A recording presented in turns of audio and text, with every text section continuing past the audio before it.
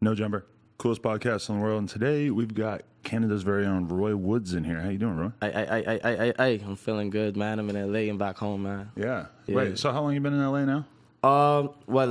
Since I've been coming to LA? Or this trip? Oh, this trip, I'm only here for 2 days. Oh, okay. And then I go to New York after. Really? What are you doing in New York?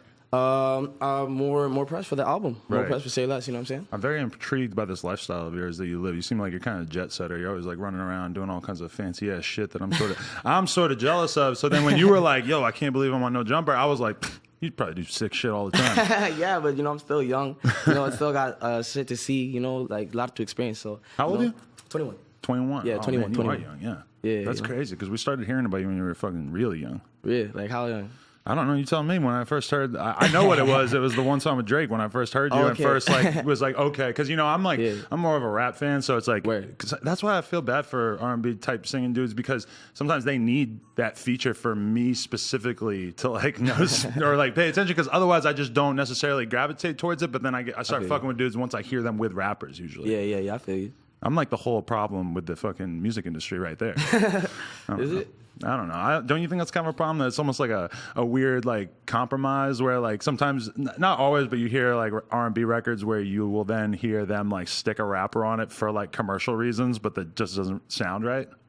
I mean, it sometimes it's a hit or miss. Back in the days, that was popping, bro. You get an R&B singer on the hook, and the rappers do their thing, bro. That was wavy. You know Rappers what I'm saying? never just go out of their way to get singers due to the hooks now. I feel like. I haven't really seen that. Yeah, No. it's less.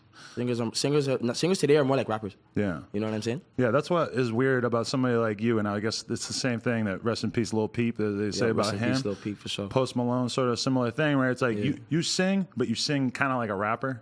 Yeah, a little bit like in Totally. your delivery and the song structures. Sometimes sometimes I feel like you're rapping when you're singing, and sometimes I feel like you're singing when you're singing. Yeah, I used to rap before I ever started singing, so that's like something that's instilled in me. It's deep in your bones, yeah.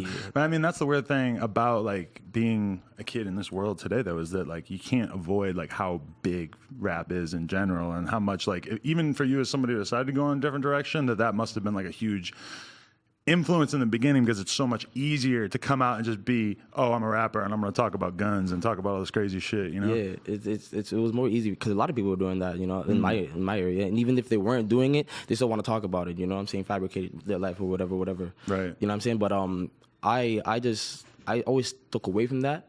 And always wanted to be different. I wanted my sound to be different, more original, more me. Talk about my life, my pain, my everything I see day to day. You know what I'm saying? My problems, my happiness, everything. Yeah. You know what I'm saying? So, I mean, like, damn, like I feel, but I don't know. That's fabricating shit is not for me. Yeah, that's what stands out to me when I was like really digging into your music. Is like, damn, this dude is so open and deep. And a lot of people when they come out and they say, "Bitch, on my dick."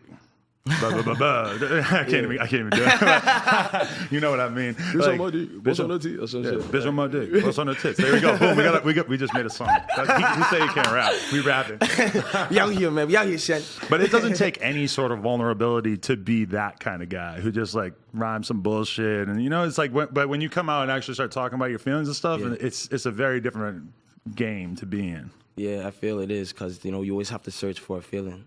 You have to. When I started even making like R&B music, I was always just making music about girls and pain and pain I went through, pain that they would go through in their life too. You know what I'm saying? So like, it was like even writing for music for me is like it was like R&B songs is like it was difficult.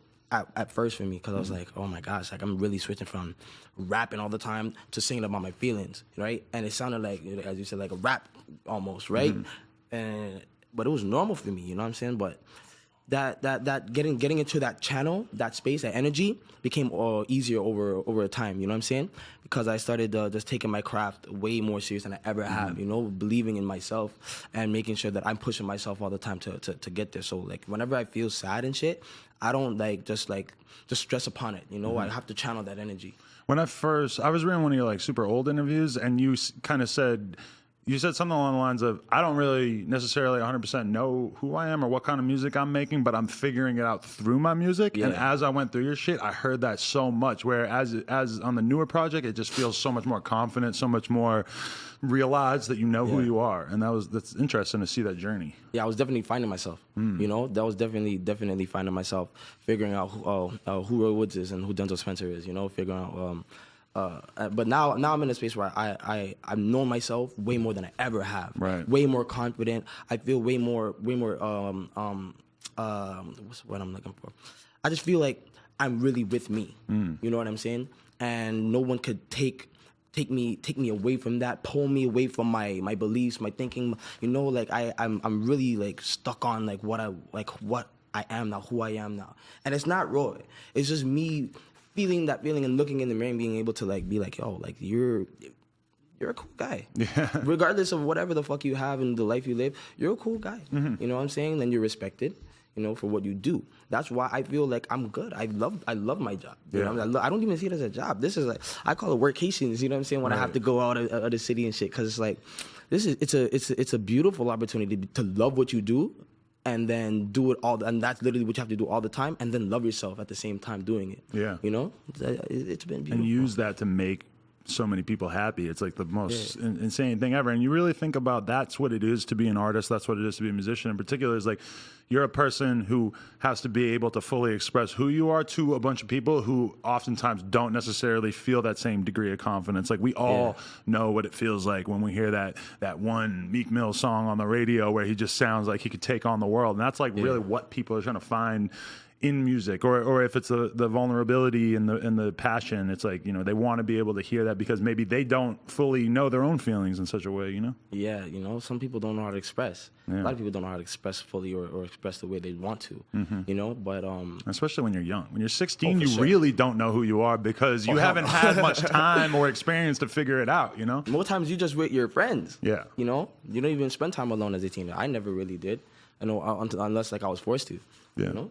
Okay, so let's go all the way back. You're from Brampton, Ontario. Yes, sir. B-town. To me, that sounds like a blood hood. Maybe it was like called Crampton at one point, and they kind of were like, "Nah, we're gonna switch this up." That's funny because Brampton is the least gang related shit going on there. Trust me. Okay. Well, I mean, like 99% of Canada is like there ain't a whole lot going on in general. Oh, so, don't get it twisted. Shit goes on over there. Oh yeah, but I'm just saying, crazy, there's so much countryside and shit that there's like, you know, was it that kind of area or was it more? Yeah, like, it was more countryside. But the thing is, when there's more countryside, there's nothing to do. So there's just more trouble to cause. Right, you know what I'm saying? There's way more drugs. People are doing drugs like early ages rather than people in downtown. That I feel at least, right? Because like that has just nothing to do. Where can you go? There's the downtown I had is a strip, right? And that goes only for like 4 blocks, bro, right?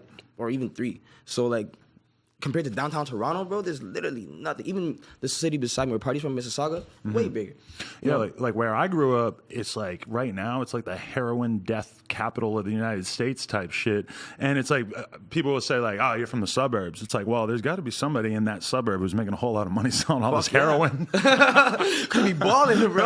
I don't know who it is, maybe but not even there. But you might not live there necessarily. But I mean, small towns and shit. Sometimes it's the most fucked up shit goes on there. Yup, scary, dark shit too. You don't even know. So twisted shit. What were your parents like? What kind of upbringing did you have? I'm from a Guyanese household. Right. So it's South American, and I had both of them. Well, I had both of my parents when I was born. My mom had me first, and then actually she had an older sister, my older sister, but she passed away from early birth.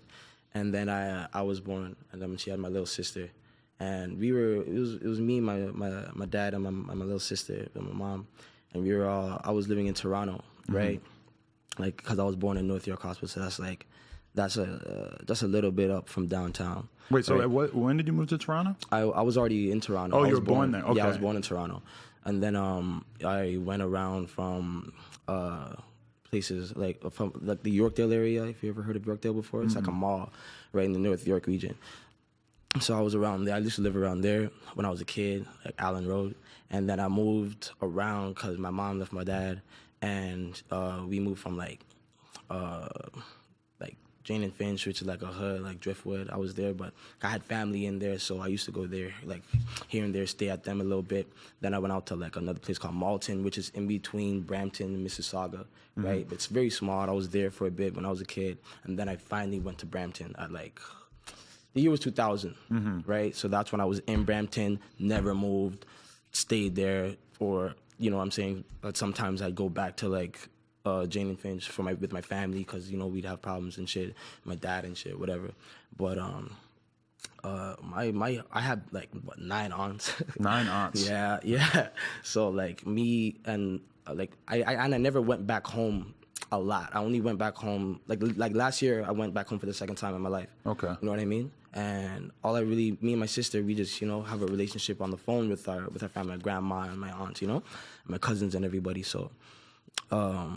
Me, especially like, I don't know, being Guyanese, I'm native Guyanese, so it's like, it was weird for me and my sister. I felt like we looked different from all the black kids. We looked so weird. I don't know, I always felt that way. Yeah, well, I mean, there's always those weird sort of competitions, and like, you know, I remember when I first moved to Brooklyn, and I heard for the first time like 2 black kids arguing over who was blacker. Like, no, you darker than me, you lighter, like blah blah blah, and I was like, whoa, I didn't even know that this was a thing. Yeah. Or like, you Jamaican or some shit. It's like, you Jamaican, like so what? And like I was like, oh yeah, there's a lot of very fine lines, like, you know, within black people that like. But so with the Guyanese, is that very common type of people in Canada? Is there a lot? Nah. Oh, okay. Not a lot. We're there though. We're about. But you know, but the Jamaicans are all over the place. You know what I'm saying? They're all over. Guyanese, the Guyanese is really just mainly in Toronto. Okay. You know?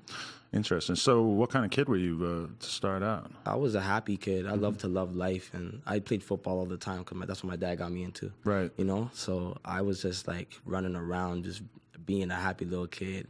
And high school, I mean, school was I didn't like have a lot of friends. I was just like... Why was that? I don't know. I wasn't like liked a lot. I don't know why, from like kindergarten. So I just made my 1-2 friends here and there, and then friends would move away, so I'd have to make new friends and shit. But I adjusted to it after a while, you know. Middle school came by, it was like the same shit.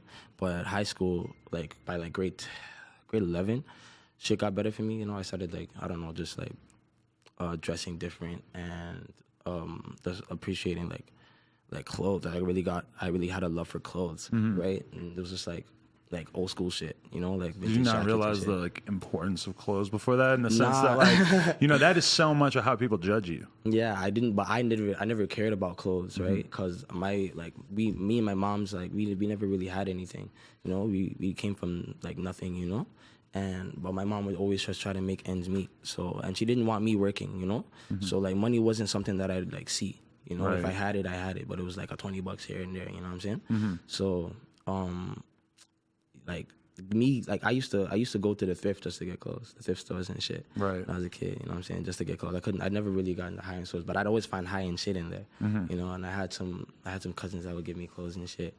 That was like way back. I just kept it, you know. Right. Just certain pieces, just, you know, swag it out, and that's what like I guess like had me good in high school. I had no shoe game though. No shoe game. No, I did not pay attention to shoes. Really? Not at all. No, I'm starting. See, I grew up like that too, where I never had Jordans. I just didn't really know about it, you know. Yeah, I never had that shit, bro. I hear people talk about it now, like, oh, that was what it was all about. When I was a kid, I'm like, yeah, well, that means you had money. Yeah, like, basically, more money than I had. I didn't have no $120 for a fucking pair of Jordans, bro. I had to pay $120 to get into football, to play football for high school, so I didn't worry about Jordans. Yeah, and you were probably thinking like, you know, I'm into the real hardcore shit. I'm out here fucking killing myself in these football games. Fuck, spend all this money on some basketball shit. I don't play basketball like that. What the fuck am I gonna use it? I'm just gonna destroy it anyways, playing ball on the court. I used to play ball here and there with my friends. Okay. You're just athletic in general? Yeah, super. I love all sports, man. I just love playing sports. Also, gym would always be my fucking favorite class, but I was always like, you know, always active. Yeah. You know? I was a polar opposite of that. Really? No, I suck at sports. You're lucky you had that to go on. That's like what all the young boys judge each other on, I feel like. Sports, yeah. Sports and fighting and shit. Sports, fighting. Yeah, fighting's a type of sport. That's just like the most realistic sport for them to take part in, I feel like. I never partook in that. You were never a fighter? Nah, I've never been a fighter. Oh, I never fought for no reason. I fight for reasons. Right? Yeah. So. Yeah, it took me a while to figure that out. That fighting is very bad, and you should only do it if you absolutely have to. Yeah, like, you know, why would I risk to get in trouble with you fools? Yeah, totally. Were you ever arrested in high school or anything? Never been arrested. Never ran into trouble? Okay. No. I was a cool kid, man.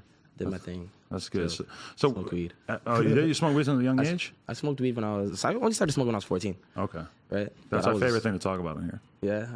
It happens a lot. You don't have weed on you? I do. Oh, okay. But I'm not smoking. Well, I got enough weed for a fucking army right now. Actually, not really, but I got like a free half pound from fucking this company that we fuck with for my birthday party that we had the other day, and I was just walking around the party handing out ounces to everybody. I felt, and like the whole party is just burning down insane amounts of weed. I was like, man, I feel so happy that I caused this. This is because of me here. Even though like an hour in, my throat was just like, yo, you should stop smoking so much right now. I was coughing so bad and shit. Yeah, bro, I know those ones, man. I know those ones. Shit. But so you were smoking and doing football, so you don't think that there's like a reason why you can't do both?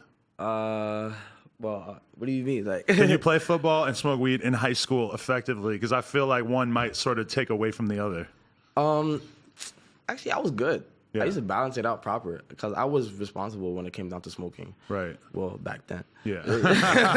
Well, then you had to play football. Now you just got to go on stage. Right. Yeah. So, but I mean, like even then, I wasn't even dealing with as much. You know, my life was way more simple back then. Now I look up on it, look back on it, it was way more simple. So I didn't really even need to I didn't feel the need to smoke as much. I was just smoking to, not really like. Forget shit, they say. That's when you really start smoking. Yeah, I wanted to smoke because I want to forget my shit. Nah, you're just smoking because you like to get high. I forget shit. That's what's funny when you do interviews and people are like, oh, I don't remember anything in my whole life because I've been smoking so much weed. I'm like, stop lying. That's not how it works. Nah, man, there's more to that. Yeah, there's more to it. You might got hit in the head. Was that a big part of why you stopped playing football? Is because of the concussions? I thought that was pretty interesting. It was kind of a part of it, but I wanted to play one more year before I started taking music seriously. I met my manager, Kirby, the same year. I was supposed to graduate, which I did graduate, but I didn't want to yet. I wanted to graduate next year and do a 5th run and then just play football for that year, for the next school. Because I transferred from a public school to a Catholic school my last year, right? Right. And because I just wanted to change. I just didn't want to be in the other school anymore. So I switched, and you're not allowed to play for any school teams, basketball, anything, nothing, for a whole year, right? So I was like, fuck it. Let me just take another year, do another year of school, right? Because I don't even know what I'm going to do in my life, and play football. But I met Kirby. And since then, we were just making music, making moves, man. Right. Yeah. So wait, you met your manager, and like how much music did you have at that point? All right, let's just go back a little bit more. How did you even start making music in the first place? I started making music when I was, 16? I started writing. The first track I ever remember, taking serious when I was writing, because I used to write over remixes a lot, right? Because I didn't have beats. The culture, that was the culture back then. Remixes. Man, I miss those days. But yeah, fuck. I was writing over to Bria's Interlude by Drake and Marianne. I was writing over that shit, and that was actually the first track I ever dropped. Really? Yeah. I don't think it's on YouTube anymore. I don't think any of it. But I don't know. I don't know where it's gone. But yeah, I made that, and then I took it. Yeah, no, somebody else took it down. That's what happened. And then I shot a music video with my boys. My boy from upstairs, Shamar, he used to record me. He used to watch me to school when I was a kid. And he recorded me, and we made this track called Illuminati. It was over a Joey Badass beat, right? Because it was actually the same song, because Joey Badass had a song called Illuminati. And how would you describe your music at this point when you first started? Was it fully completely different? Okay. It was all rap. All rap. Right. I had some singing songs, right? I had some R&B, but it was never up to par, right? Right. But I was just strictly rapping bar for bar for bar for bar for bar and going fast. I never really going like having space in between my bars. I'm like, why? Just fill it up. Right. So I was just always double time rapping. No space between your bars. That's another confidence thing too, though. Is if you're really and I hate that when people act like, oh, rap is all about lyricism. It's a lot of times when someone's really lyrical is because they're covering up the fact that they're not confident and that they're scared to just let the track breathe a little bit. Yeah, you have to know when you're rapping, you're also, this is art at the same time, so you have to attack it at many different angles. Yeah. You can't just I feel focus on one thing when you're making music. You have to focus on multiple. I focus on the flow. I focus on my lyrics. punch. You gotta focus on, like, you know, even the beat itself, the producer, there's certain things you want in the beat. Yeah. You know, that's how I look at it. You know, I never just wanted to look at it from one way. You know? Yeah, because like the best songs are songs in which, because really at the end of the day, every song, rap, R&B, whatever, it's a backing track and it's a motherfucker singing or rapping over it. And it's like the greatest songs are ones that make you completely forget about how simple what is taking place really is. And it's like it becomes more than one. And a lot of that for rappers is being able to like ride the beat in such a way that the beat becomes more than just a beat because you're dancing around the samples and stuff in such a way, you know? That's greatness right there. That's when you really have a record. I was listening to Future last night, just thinking about that. I'm like, greatness. There's a reason why he can go in and make a million fucking songs and they all sound great. It's because he knows how to ride the beat in a way that motherfuckers can't. Gives them what they want. He knows what they want. So what was the first song that like started to take off, or like you're still making music at that point, and it was not going that well? I'm assuming. When did it start to kick in? It was going well for my area in the city of Brampton. I was doing good. Like I was in the south region of Brampton, so. So you had your own local buzz at a certain point. It wasn't just like internet based, because I feel like that's a lot of times with kids. I never focused on the internet at that time. I was doing old school. I used the internet in order to get everybody in the area, get everybody outside. Right. Because everybody, I know when you're going home on Facebook. I know when you're going to be tweeting, when you wake up on Instagram, all that shit. So I just used to play it like that. That's really interesting. Like time-wise. Yeah. Like what time you tweet something might be the most important thing. People don't normally think about that. I even go over and over again just to annoy motherfuckers. Yeah, and there's a degree of that. There's a degree of which like being too annoying is too much, and in which like, you know, you want to fucking really remind people like you can't just tweet. You know, well, I mean, I was going to say you can't just tweet your album link once, but then I was like, well, that's basically like what Drake does. Well, but yeah, he's powerful enough, you know what I'm saying? Exactly, he can fucking do that. He's just, Jake, come on, baby. That's the tough one. That's why you got to convince people that too. It's like, you know, just because Drake's only tweeting his link once, like you might have to retweet it a few times. You know? Not you, but like just people in general. Yeah. Yeah, I know what you mean. So when did, in your opinion, when your music like really started to take form, when you started to like feel more confident in what you were doing? It was when I actually moved to my Catholic school. Okay. 2014. And what was it about that environment? I was freestyling a lot, and used to freestyle in the CAF, used to freestyle in the foyer, and I was never, ever missing out on that. You just loved it? I loved, bro. It was my life at one point. I'm just freestyling every time, always trying to get better. You know what I'm saying? And was it super competitive? Where like you had to take some other, niggas are coming in trying to you know spit better bars, and even if they did, like I was always trying to come up my shit, and niggas always said, yo, you have a flow. Even though if I wasn't bringing in like the bar, like the punchlines, I always had a flow, right? And there was like a flow that, which was the double time niggas were not doing. Niggas always come. No, I wasn't doing that shit. I was coming for you bar after bar, and I was one point where I made my we were battling. We used to have friendly battles and shit, but we used this, you know what I'm saying? So we're having this battle in the CAF, and then like everybody's in the corner, and people the principal didn't like us doing it. They didn't like us, but they always try to stop us, but we kept doing it. And there was one freestyle where niggas like I spat a bar, and everybody jumped on the table, and they're like, "Wow, oh my god!" And I never forget that day. Do you remember the bar? Hell no. Oh man, I never remember my bars. I never do. That's why I have to write it down and shit. Yeah. Oh man, no, that must have been a beautiful thing. Like seeing people finally react like that. Yeah, it was amazing. Like I never thought I was that good, but that's when I realized, okay, you know what? I'm gonna do something with this. You know, like actually, like take this music somewhere. I know I can. Like, you know, so it gave me so much motivation and comfort and confidence. You know what I'm saying? Yeah. So what do you do from there? Like, how do you progress in your pursuit from there? Making sure my art was better. I had to make sure I used to go on like old school boom bap shit. That's what I used to rap on, me and my boys, because I had a clique back then, but everybody run into their own life. But yeah, I started making different kind of music, you know, like, but it was like music that people could listen to, right? Because I needed to challenge myself. I'm like, I want to listen to this kind of music too. So why don't I make music that I want to listen to just as much as people want to listen to as well? If I want to listen to it, because I'm a music head, I know if I like it, and because I hate my music as well. I actually hate my voice on the mic. I only like my voice now. Even now? No, I like it. I like it now. You've grown to like Yeah. it? Did you dislike it at first? Yes. I think a lot of people go through that. I hated my voice, man. So I was so hard on myself, like Simon Cowell on my ass. You know what I'm saying? Dead ass, bro. I was not. But you got to be that critic, like, Yeah. because if you just make your first song, you're like, yo, this is the dopest song. Nah, man. Nah. My first song I knew was trash. Okay, it was good, disgustingly trash. But you know, I knew I had to give people what they want in order for me to even be out there, right? I can't just make this old school shit because I like it and it sounds cool and that's what we were doing, you know? Because all we used to listen to is that. But I gotta give I gotta make music for now and make music for the future. So that's what I started doing and trying to perfect that craft of my own.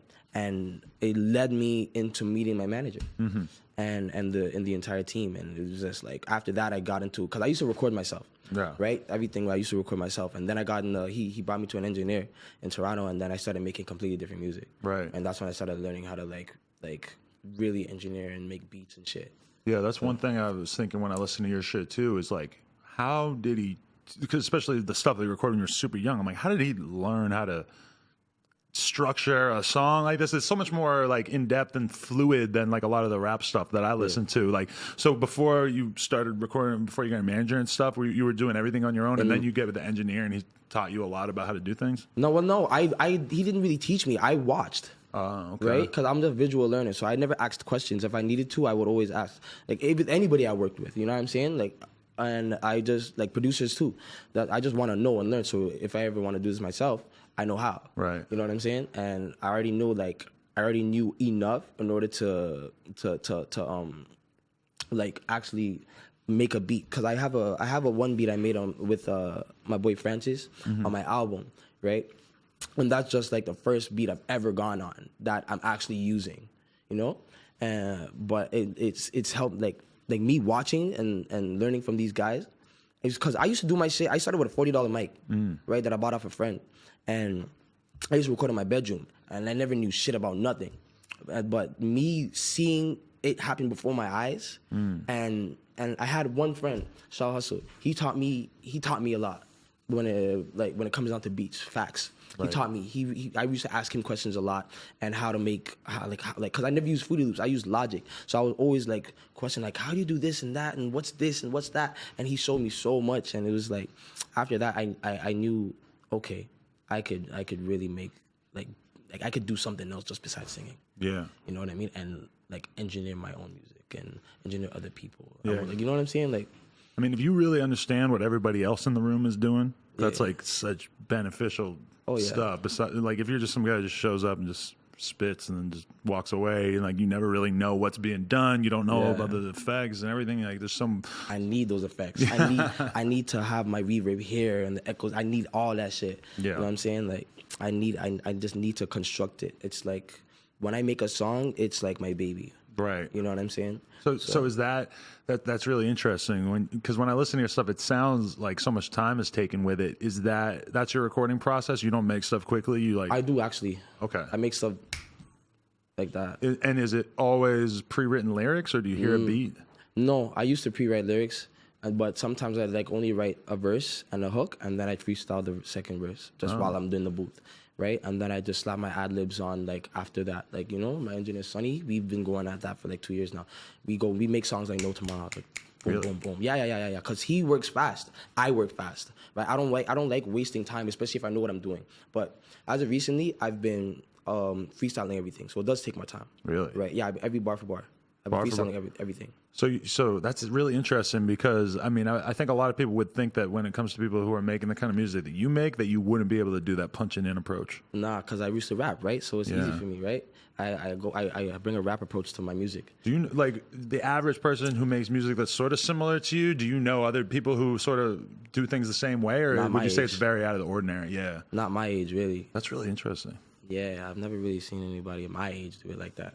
Or like, yeah, never really. You know, I know niggas go bar for bar, but like constructing a song, like a whole, like with like even if you're changing the beat, you're adding like your ad libs and certain ad libs or riffs, right? Because I've only seen rappers go bar for bar. I've never really seen singers go bar for bar. That's really interesting. So at what point did you start to like feel like you were experiencing some degree of success? Like you said, you had like the town, your whole city started to fuck with you and stuff. Did you have like a viral moment online or anything? Not really. No, I had songs that made my city go, whoa, this is new. We've never heard this guy before, you know.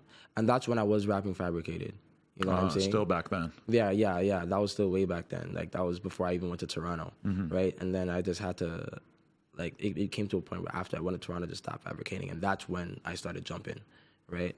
And started making different music, and I was really just in my feelings, expressing myself. Because I wasn't around anybody from my town. Okay. I wasn't around my mom. I was like sleeping on couches and shit. So it was like getting away from all those people that you were able to completely just change up your whole sound because you didn't have people like pressuring you to do the same shit you were doing? Yeah, man. Wow, like, that's I felt so free. Yeah. You know? Like I could say what the fuck I want, do what I want, be who I want, and nobody could like tell me shit. That's cool, because that would be such like a crushing experience for a lot of people where you lose all your friends. All of a sudden you got to be at a different school. You don't know anybody, but you actually made like a positive out of it. I always try to make positive out of everything, you know? Yeah. Every negative, there's a positive. It's really interesting, though, too, because you were saying that you were influenced by like all these people who were sort of bending the genres at the time, like Drake and The Weeknd and everybody. Yeah. Was that something you already thought about making that kind of music or going in a direction that was more soulful, like before you did the move? No. I just wanted to make music. I didn't know I'd make this music. Yeah. You know, I've always wanted to hear myself the way I was with the bars and the music that I have now, but I didn't know I'd make like all kinds of different music when it came down to singing and shit. Like I only thought like I don't know. I was open-minded to it, but it just never crossed my mind. Right. You know? I just I just wanted to make music, whatever it was. Yeah. I love though that you kind of have like a style, like it sounds a little Canadian to me. Like I'm like, yes, he has a little bit of that influence. Like he's coming from like a very specific like reference point in the sense that like, you know, you clearly learned a lot from a lot of the other like hometown heroes coming from Canada, you know, or like at least saw what they were doing. Yeah, like they really like set the tone for everybody in Toronto. For experimentation. And when you look, I mean, that goes a long way. When you look at even like, you know, why does everybody in New York rap kind of like New Yorkers? You know, it's just because it's New York. And it's like in Canada, there's like a very different feel of like a lot of the stuff that's coming out of there. Yeah, like, you know, it's very specific too, you know? Yeah. What was like, when did you start to feel like you were going outside of your area and everything when it started to blow up a little bit? What was the question again? Sorry? When you started to blow up, when you started to get recognition outside of just Canada and stuff online or whatever it was. That, like, how did I feel? Or when did it happen? When did it happen? That happened same year, like late in the year. Yeah, I had a track with Deslov. And that was what got like some heads going up. That was the first one? Yeah, that was, I believe, the first one. Okay. And was that just a thing where you're like, your label was like, man, Deja Love is hot right now, maybe we could like work something out with her? Did they know her somehow? Or? No, I wasn't with the label. It was just me and my management. Right. And we seen that, you know, Deja Love was hot, you know, and I was like, it was a good opportunity for me right now because I'm at, like, my numbers are good. You know, I'm looking good out here too. So I feel like, you know, we can get something popping. And she was like, she was down. She was about it. We hit her up. And, you know, we got the track done. And I was like, whoa, this is my first track from an American artist. Really? Right, yeah. Like, I've never thought it would be that fast. But it happened, you know? That's that American work ethic right there. We get shit done. Get shit done. Out here. Yeah. Me and Deja Loaf, we get shit done. So then that first project, Exodus, did that all came out before you discussed signing with OVO or anything? No, that came out after I was signed. Oh, okay. Yeah. But what's the process of putting that together like? And was it hard for you to choose 6 songs, given that you make a lot of music? Yes. Yeah. It was very, very hard. It was very complicated. We were going back and forth. Because that's your first look to the world, too, in a lot of ways. Like, they had heard some songs, but, like, your first small body of work, even as an EP. Yeah, it was very important because this is how the world's going to go back and backtrack and see, okay, this is where we started from. Right. With OVO. You know what I mean? So it was like, I feel like one of the biggest projects I ever made. Right? Because that's, like, I still get credit for that. People still tell me they listen to Exodus. And I'm like, what? Yeah, I listened to it like 3 times last night, as well as the new one, and it's great from start to finish. It's just something about it. It's just very nice and compact, and it's like really just so well done for a short project. Thank you very much. I don't even listen to music like that for the most part too, but I was like out here jamming. I was like really thinking like, man, maybe I got to stop listening to Fredo Santana all the time and like actually like getting my feels. Maybe. Winter time.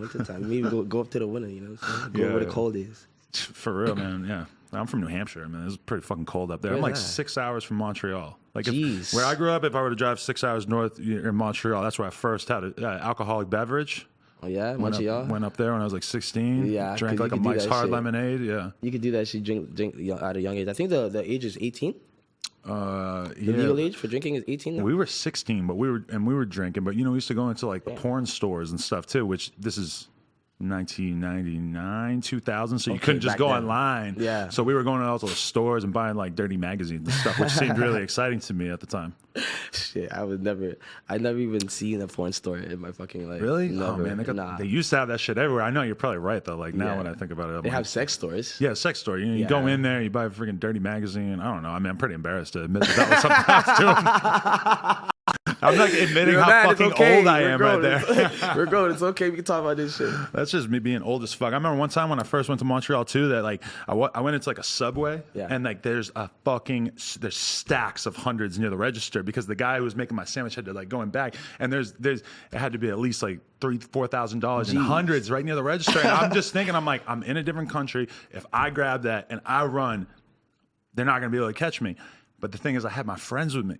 And I was like, there's no way that I'm going to be able to get my friends on board with my plan and get them to take off. Like, even if I said to them, come on, let's go, I thought that they would probably be like, what? No, we're eating, bro. Like, they wouldn't understand. Let's eat our food first. Yeah, so I could have hit a lick at a young age. I probably would have gone to jail.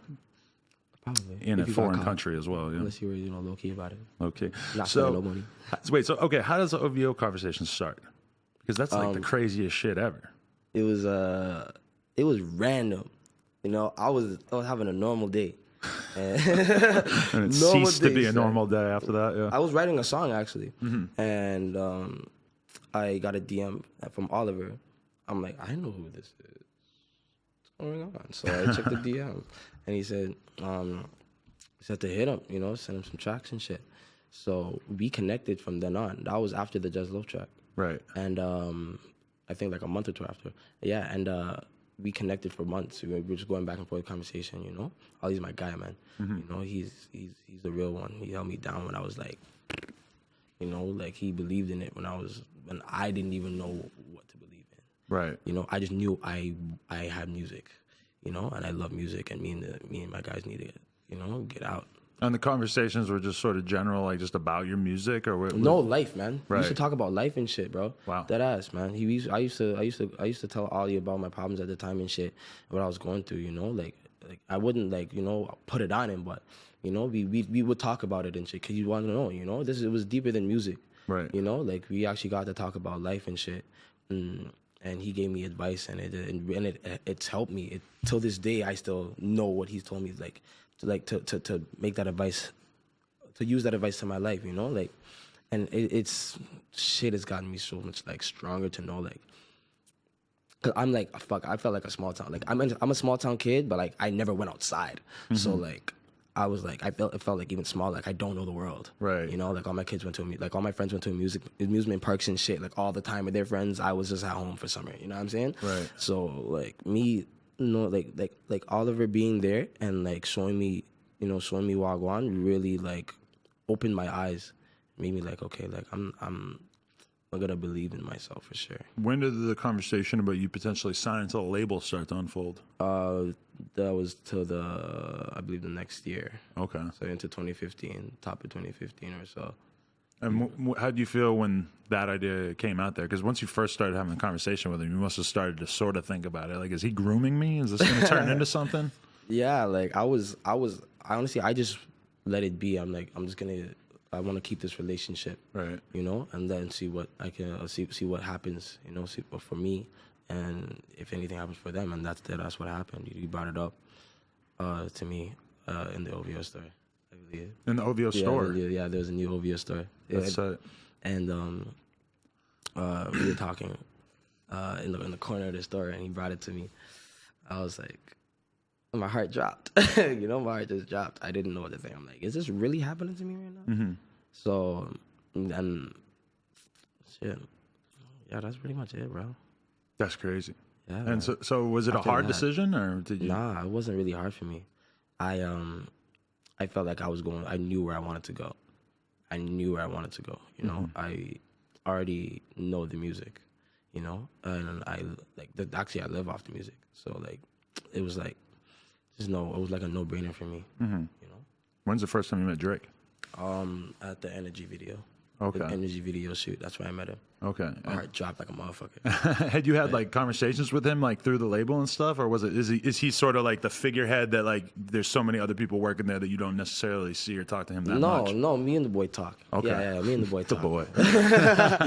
Yeah, man. Yeah, I remember he texted me randomly and he told me, "Yo, this is the boy. You know, welcome to the family." I was like, this is really happening to me right now. Holy fuck. That's crazy. You know? Yeah. So. And that was just the first time, and then we met at the Energy video, and you know we chopped it up there. He's an amazing guy, man. He's really nice, man. Yeah. You know, he's a really like he has an opening energy. You know, where you know people want to go to him. Right. You know, and it's just, yeah, when we have that conversation about like knowing yourself, I mean, he's just like the definition of it. Where when you hear his music, like he makes so many stylistic choices that are so bold and like so open at the same time. It's just kind of, I don't know. And I mean, realistically, when you look at music, it's like he's got like a 10-year reign going on that is just like baffling, you know. So I mean, for you to sign to him, it's kind of like it must have just been like a mind-blowing experience to be like, these dudes fuck with me, all right, like I must really have something going on here. It was dead ass, bro. Like I was just like it was like I was just listening to Marvin Zoom yesterday, bro. Right. You know what I mean? And then you made me go back and listen to it a couple times last night because you were mentioning that had a big impact on you, and I was just re-listening to it, thinking about like trying to put myself in your position, hearing that, and being like, fuck, like I gotta make some shit that's dope like this. It's fucked because I was my sad boy Roy mode the other day, and I actually went back to that song and I was like, I remember why I love this song. I remember. You know, it's so funny is I got this friend, Lil House Phone, and he told me that he was all fucking messed up on various chemicals, and he was driving down La Brea right over here, and they drive by the OVO store, and he's all fucked up. So he just goes, "Hey man, fuck Drake," and he said that all the employees, like 6 dudes, ran after the car, like trying to fight him. Oh shit! And I was like, man, I didn't know that if you go and work at the OVO store, that you also have to like be on guard for that kind of thing. Some crazy shit. If somebody drove by here and yelled the fuck at him, I would just expect my friends to be like, whatever. So I thought that was pretty impressive. I'm like, man, they're riders. Ride or die, man. That the collab that you guys did on the first mixtape, was that, what was the process behind that like? It was like behind the song or the tape itself. But behind the one song that you and Drake did together, was that like something you made and then showed him? I made it, and I sent it to him. He wanted to hop on it. Really? Yeah. So I opened. I was actually just a verse. It was just like a verse hook, hook verse hook, right? So there was no. So we had to create the second verse, right? But I was just making music. I was just at the computer table, just writing songs, just going at it, and sometimes even recording it, like before I go to the studio to get it mastered, right? So I was just, I didn't roll. It was just normal. As I said, it was a normal motherfucking day, right. Normal as shit. And I think Oliver hit me. He said the boy wanted to go on it, so I was like, oh okay. Say I'm not gonna say no. Yeah. Why not? It was the first track ever. How long did it take for you to hear what he did to it? Not long. No, not long. Like a matter of like a month. How'd you feel when you heard it? I was like, God damn, this is it. Yeah. This is really it. Like, holy shit. And he went hard. Yeah. You know what I'm saying? Like, really hard. Yeah. Like, he went hard. Like, I was like, my life's about to change. I mean, you never really hear like Drake do like a shitty feature, but you know, there are good features and there are bad features. And that's definitely one where he like sort of just went all the fuck in. Yeah. That was crazy. He went hard because when I performed that song, they chant that shit. Yeah. They sing that shit. Like, no tomorrow. Lose their voice, bro. I swear. Totally. Yeah. What was your live experience like? Do you love performing live? It's the best part of this business for me. Mm-hmm. I fucking love it. Like, I would never trade performing. Oh my God. Like, just that feeling of being on the stage is like my home. Knowing that like I'm singing my pain and my happiness and my thoughts, and they sing it to the top of their lungs, bro. That's a feeling I can never replace. Right. And that's from when I first went on Summer 16. I started to experience that a little bit because people would know my songs in the crowd and shit. I was like, oh shit. And when I perform drama, everybody has their phones out. I was like, shit. But then I went on my own tour, the Unlocked tour, and that was when I was like, this is it right here. This is what I had in my dreams. Right. You know what I mean? And after that, I feel like I always say like we just finished the tour, and that last show in Calgary that we did felt like it. Yeah. Like I actually lost my voice, and I was almost gonna cancel the show. I was like, fuck, I don't know how I'm gonna do this. But I had a cold too, because we were going from hot to cold. So it was like, I'm telling Sonny, my engineer, I'm like, yo, like we're doing the sound check. I'm like, yo, I don't know, bro. Like my throat's feeling weird. He's like, my security guard Juice, he helped me find ways around it. You know what I'm saying? And I'm like, fuck it, I have to do this show. It's sold out already. Like I can't disappoint them. I can't do that, you know? Especially just because my throat's hurt. I'm gonna find a way around it. And it's the last show of the tour? It's the last show of the tour. So you could go home and chill after that exactly. anyway. So why am I gonna do that, right? So I was like, fuck it, do it. And I felt energy I never felt before. Because I'm performing with no voice. I can't, project the voice I want to and go all the way. So it was very weird for me. But it was a moment that I'll never remember. That was literally like the moment I seen in my dreams when I was a kid writing music. Like that moment right there, I'm looking at the crowd, and that was it.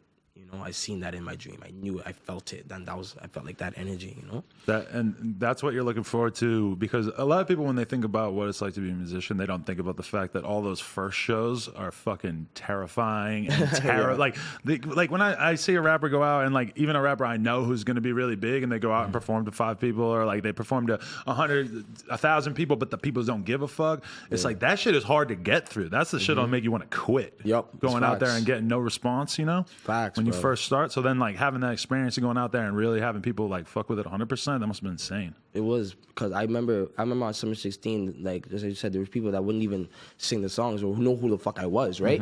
So I was probably just coming off a city where, I was going to like the fans, interacting and shit. So I had to go from interacting with fans and feeling lit and going back to like square one, right? But I had to like take that energy and like make sure they knew who the fuck I was. Yep. Instead of just, being, okay, they don't know who I am, so I'm not gonna give them anything. Fuck that shit. I'm going hard. I'm gonna make sure you remember me. Even if you don't know my name, you're gonna go back home and just go type Roy Woods. You know what I'm saying? That's what I wanted to give. And after just mastering that feeling, nervousness was nothing to me. Yeah. Until like doing my own, like literally until like that last show. Yeah. Yeah, like that I just did. That's amazing. To see like a whole crowd just for you, like it was like what 15,000 people or some shit. I was like, oh my god, like they packed up the place. That's crazy. I was like, wow, this is a moment. And all the lights are up, like every single one. I'm seeing that in like other rappers' shows and shit. So I'm like, damn, I want that too. Yeah, for real, right? There's something about like when you look out and all you see is phones. Yeah, and that's like, it's good enough to have the crowd there, but then it's good enough for them to like be into it. But then once they have to film it, it's like, oh man. Yeah, it's like, goddamn. I feel so happy for the musician when I see that, and I'm like, well, they really like you now. Now you know it. now you're good. So yeah, I wanted to talk about this too. What's your relationship with social media like? Like, what's your favorite social network? How do you choose to relate to it? How much are you on it per day? Instagram. It's all Instagram? I go on. You know what? I just watch. Okay. I like go on my Snap story sometimes. I don't like Snapchat because everybody wants to fucking know what your business is. Right. And every time you post a Snap, they have to message you. So I go ghost. Fuck that shit. I'm not there. So you don't like to over document your own life. You just like to, observe. Yeah, I like to live in the moment. I live in the moment, and if you're with me in the moment, then you get to see it. And I would like to like broadcast some shit, but I don't broadcast everything. Yeah. Not everything is meant for the eyes. I mean, it's a weird place to put yourself in as a musician once you start to like just be like, hey, here's here's 3 minutes of me on my Instagram story every single day, just doing whatever. Yeah. And then at the end of the day, like, you know, sometimes people don't get excited to hear your music if they see so much of you on social media that they feel like they already know what you've been up to. Yeah, and that's not what I want people to ever think. Yeah. You know, that you can catch up to me. Yeah. You know? And that's one thing that, like, when you look at really big artists, is that they're usually really careful about how much of what they give you, because at the end of the day, they're selling you them. You know, they're selling you themselves, and like if they give it to you all for free, then it's not, you know. Then why are you in this business, bro? Yeah, exactly. But for free like that. Yeah. What about this new project? You're like Say less. Crazy excited about it. How do you think this is going to be the one that changes the game for you? This is the album that changes my life, because this is not what makes it so big for me. Is that this is not just one person from the family, from the family's art. This is two, because my sister made the cover art. Oh, really? Right, yeah. My little sister, she made it. So that's what makes it even more special for me. Because how old is she? She's 19, turning 20. Okay. Right? So this is like something big for her too, you know, because she's been like, I remember there was days where she felt like, you know, she didn't know where she wanted to go with her art, and she didn't think it would be far, because take her far, because there's so many artists in the world. You know, she had her reasons, and I was like, fuck, I'm doing art and I'm not even there yet, but if I can do it, I know you can do it. Yeah. You know? I'm happy I was able to find a way for my sister to, you know, believe in herself and get her out to the world in a way she never thought would be possible so quick. She always thought, and even I thought, we'd get on with our lives and do shit like this later. You know, I thought I'd be doing interviews like 25, 26 or some shit. Really? You know, I never thought I'd be doing that at 21, man. You know, so I'm happy to see that my sister is doing like art, and I could like, and it's like us coming together. Because I taught my sister how to draw, like, and she learned off of me. She tells me, you know, so to see like, to know that, and then see it put to use. Yeah, it's like. That's crazy that you were able to actually get like the label to be into it and everything. Because I feel like a lot of times if a performer were to say to the label, like, this is what I want to do for the art, that they'd be like, no, or like they wouldn't let you like fully have creative control like that. Nah, man. That's amazing. They were very open to the idea, man. You know, like they really loved the art. You know, when I brought the art to everybody, they're like, who the fuck made this? You know, it was like my little sister. That's amazing. You know, so I'm happy that they even loved the idea, because it gave, you know, an opportunity for my sister that she didn't even know. You know. And like her eyes is open now, you know, like she's doing so much good in her life, but now people around the world get to see her art. You know, she was such a quiet kid in school, so, but they knew that she did art. You know? That's crazy. Like, so, just you being able to give her that opportunity is a big deal, you know. Yeah, I'm thank God that I'm able to even do that, man. You know, she can be doing like the 21 Savage album cover next or something. Whatever God has for her, man. I hope she's ready. You're gonna ask her to do your next one. She's gonna be like, "Yo, I need 50 racks. Things have changed, brother." I don't know about that family thing no more. You might have put me on, but that was back in the day. I didn't even say that good. Oh man, that's amazing. Yeah. All right, so what's the difference between like Roy Woods on this tape or this album and like, you know, you when you first started to come onto the scene? Like, how do you feel your stuff has matured and got more sophisticated? With life, with me living life, my music grows with my life and grows with me as a person, right? So if I don't grow, then my music can't, you know. There's no, and I can't make music all the time. I have to have space for me to grow as a person, you know. And I made sure that, because I like, remember I told you earlier, I used to, you know, fabricate a bit. I just stopped that shit, because I want to be true to every lyric. And make sure that, you know, even if it's like something that I'm speaking about that I don't have now, I know I will. So that's why I will speak upon it. Because whenever I make music, I've always seen things happen in the future that like there will be a bar that I can reference that has happened to me like a year later, 2 months later, a week later. You know what I'm saying? And it's like, I don't know why, but it just happens. So I go with that, you know, and it's always worked for me. That must be a great feeling as a rapper to be like rapping about a car you ain't got, and then all of a sudden you get it, and you're like shit. Now I gotta talk about some other car that I don't got. I gotta talk about like 3. Yeah. Now I gotta talk about the Wraith. Here we go. That's fire. I seen you had a bunch of features from a couple of people we had on the show. Rich the Kid, P&B Rock. Yeah, man. Those are the guys. You got personal relationships with them, or how'd those come about? Yeah, man. I met P&B at Day and Night. And he fucked with me. I was like, damn, say a word, you fuck with me, bro. And he said, nah, man, you hard, bro. You know, I was like, man, likewise, my nigga. And we connected, and you know, he came up to the mansion.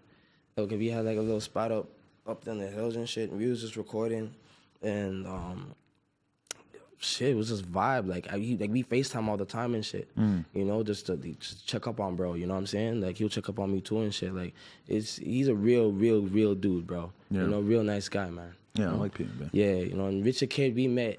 Actually, I never met him yet. Oh, okay. But he hit me up on Twitter, and we connected like that was like a year ago or so. We connected. We just like we've been sending tracks to each other. You know, like I would send him shit and he'll send it back. You know what I'm saying? And we just keep going. And he's a cool dude too, man. You know what I'm saying? Like we'll FaceTime all the time too. That's you know a really good sign if he reached out, because like he has like a bizarre ear for talent. Like I've even had people in the industry be like, "Yo, Rich is like the #1 A&R," and nobody realizes it. He's sick, bro. It's crazy. He's right? sick. He just sort of knows. Yeah, and he just goes with it. Yeah. You know, he knows it and he sticks with it. And like I seen, look what he did with Famous Dex, and now he's doing with Jay Critch. You know, like I know he knows he knows what he's doing. You know what I'm saying? That's facts. Yeah, man. Have you been through any like recent newer heartbreak that has like informed what you talked about on this album? Or are you still talking about the old ones? I'm going through a heartbreak right now. Really? Yeah. It's my I haven't been this way. I haven't felt like this in years. Really? Right, yeah. So but this album has some of her on there, I'll say. There's a lot of different angles of relationships and girls that are on this album. You know, instead of just like waking out on her exes. Right. Which would be mostly about one girl. Right. Right, but I am already making music right now, just channeling that energy and getting all this sadness out. So the next album could be the sadder album, theoretically. I'll say the new music will be refreshing. Okay. You know, I wouldn't even say if it's album or not. I'm just saying that the new music you're gonna hear is refreshing, more sadder. Yeah. I'm putting way more energy into it because of how I feel. See, that's the problem though, is that if you get the bigger you get, the more hoes you're gonna get, and then, you know, then your relationships cease to like really be that important or meaningful. All of a sudden, your entire album's about fucking groupies that you've known for 5 minutes. Nah, but it's fucked because it's actually never like that for me, really. Oh, you're not that kind of guy? I wouldn't say that. I wouldn't say that. Like I mean, I'm young, you know, like I live free, but like I don't really fuck with a lot of people. Right. Right. So I'm choosy. I'm really picky, you know. That's the way to be. Yeah, and I like it. I like it like that. It works for me. I like it. But oh shit, well, I was just gonna say something. Fuck it. That's how my mind works. Fuck it. Something about love. Oh yes. Love. Fucking love, man. Shit.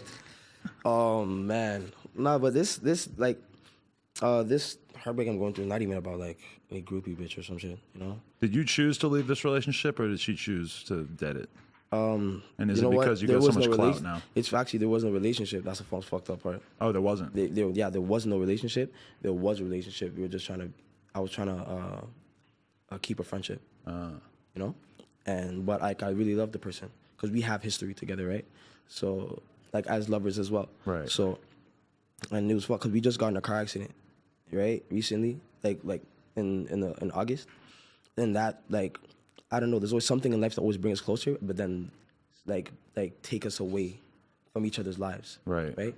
And I feel like right now, like, because I decided to leave and be like, I can't even be around you anymore.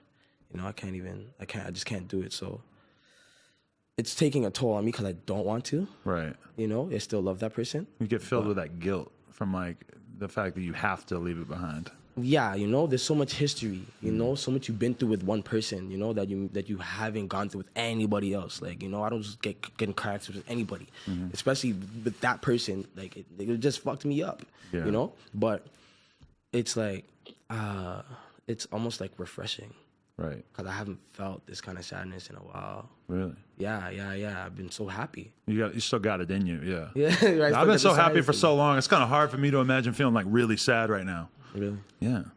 It's been feeling good. You know, it's like, good. Yeah, that's nice. But I'm saying, like, that does have to feel good sometimes. And even like, but to be honest, like, I had like a bunch of people who are close to me die recently, and it was almost like in a weird way, it was a little bit refreshing to be like, oh, look, you can still cry. Like, you could still be sad about something. Like I can still fucking feel. Yeah, because it took a lot, but you know, it's nice to remind yourself of that sometimes. It is, you know, and you know, thank God it wasn't like something worse, but.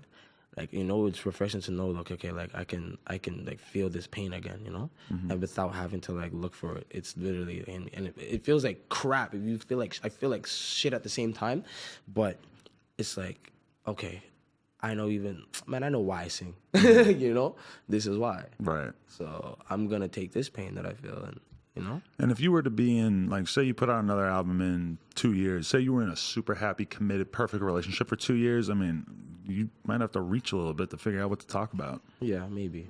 And depending on how I live my life, That's true. Right? I mean, when the album's ready, when it's time to do the album, you go just fuck it up. Just go fuck a stripper in front of her or something. Just do something terrible. And then you have to do a whole album of like repentance. Right. I don't know. As an artist. That album may come soon. I don't know how soon still. Like, that's the midlife crisis album. I can't do that kind of shit. That's crazy for me. Yeah. It's just an idea. Maybe album. Maybe I'll be fucked up off a lot of Hennessy. That'll do it, man. Shit, maybe. Does this say Hennessy on your bandana? Yes, it does. Okay, I was just checking because I can only see like H-E and then a little bit of another letter. No, that hand dog. It's beautiful. Got that hand dog. Anything's possible. I got a Roy Woods interview. Anything's possible. Anything possible. Yes, it. Do you want to send anything else we need to know about the album? Any shout outs you want to do or anything before we wrap this up? We just crossed the hour mark for the record. Damn, really already? Shit. Everyone's always surprised when I tell them it's been an hour, yeah. Wow, okay, well, this is amazing. I want to get the fuck back here, too. This is amazing. Let's do it. Oh, man. But the album is literally all of me, my life. And I've put all of me and the team have put all of this into it. You know, this is like, this album is, I can't even find words for it. You know, it's just my canvas, you know, and I've taken a lot of time, a lot of pain, a lot of moments and energy into this. You know, me, the producers that have worked on this album with me, you know, UTO, OVO, we've all been, you know, hands-on and had a piece of the cake, you know, and it's like, now that it's go time, this is my first debut album, and people, like, there's been a few people that think I already had an album out. To know that this is my first debut album, this is like, I'm giving you guys all of me now, so enjoy. Enjoy it. I've been enjoying it, so everybody out there, make sure you go pick that up. Hey, it's been great having you in here, man. Thank you so much, man. I can't believe I'm on this bitch. Really? That feels good. I'm happy that could be part of the story. Hell yeah, man. No jumper, only free throws. Hey, real talk. Hey. I don't play ball, though. Me neither. Shout out Roy Woods. Thank you for coming through, bro. You done This has been No Jumper, coolest podcast in the world. Check us out on YouTube, SoundCloud, iTunes. Bang. Debout. Yo, I'm ballin' like an athlete.